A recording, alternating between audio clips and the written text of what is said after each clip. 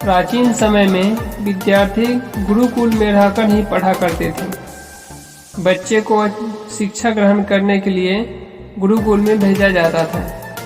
बच्चे गुरुकुल में गुरु के सानिध्य में आश्रम की देखभाल किया करते थे और अध्ययन भी किया करते थे। वरदराज को भी सभी की तरह गुरुकुल भेज दिया गया। वहां आश्रम में अपने साथियों के साथ घुलने मिटने लगा, लेकिन वह पढ़ने में बहुत ही कमजोर था। गुरुजी को कोई भी बात नहीं उसके बहुत कम समझ में आती थी। इस कारण सभी के बीच वह उपहास का कारण बना रहता। उसके सारे साथी अगली कक्षा में चले गए, लेकिन वह आगे नहीं बढ़ पाया।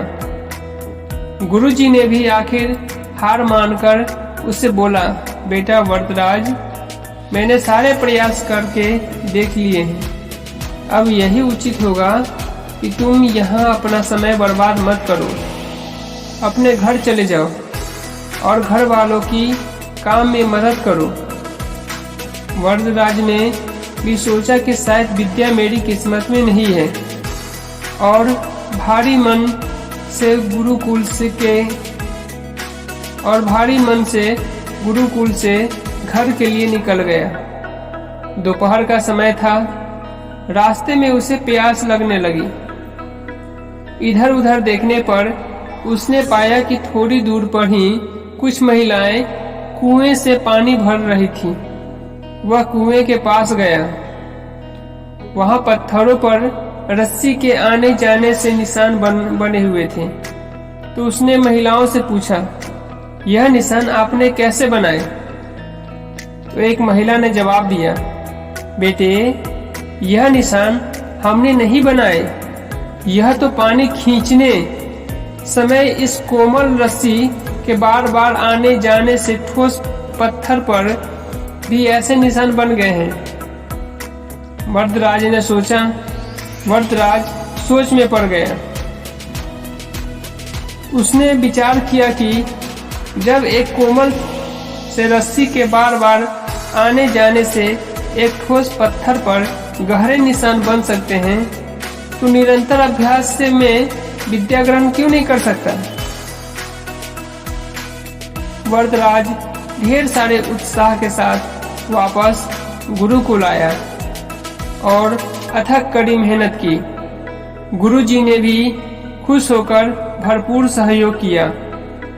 कुछ ही सालों बाद यही मंद बुद्धि बालक वरदराज आगे चलकर संस्कृत व्याकरण का महान विद्वान बना, जिसने लघु सिद्धांत कौमुदी, मध्य सिद्धांत कौमुदी, सार सिद्धांत कौमुदी, विवर्ण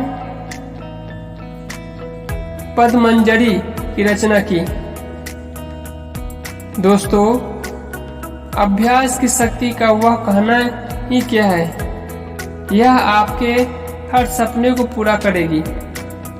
अभ्यास बहुत जरूरी है, चाहे वो खेल में हो या पढ़ाई में या किसी अन्य चीज में।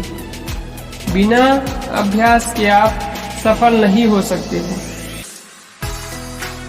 अगर आप बिना अभ्यास के केवल किस्मत के भरोसे बैठे रहोगे, तो आखिर में आपको पछतावे के सिवा और कुछ हाथ नहीं लगेगा। इसलिए अभ्यास के साथ धैर्य, परिश्रम और लगन रखकर आप अपनी मंजिल को पाने के लिए जुट जाएं।